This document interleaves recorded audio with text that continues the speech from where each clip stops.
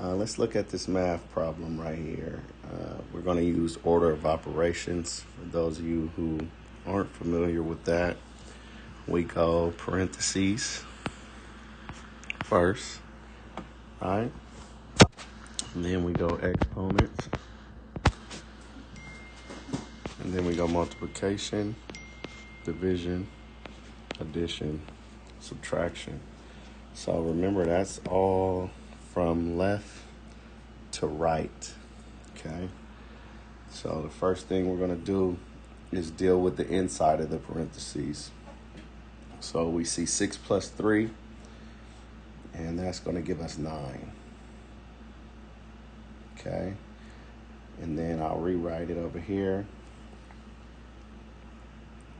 I'm going to leave this 9, right, because I need to deal with the division that's going on inside first. So a negative 10 divided by 5 is going to be a negative 2. Okay, so now 9 squared is 81. And then 9 minus 2 is 7. Okay, so then your answer is going to be 88. All right, so there you go. Just a little quick lesson on order of operations using PEMDAS.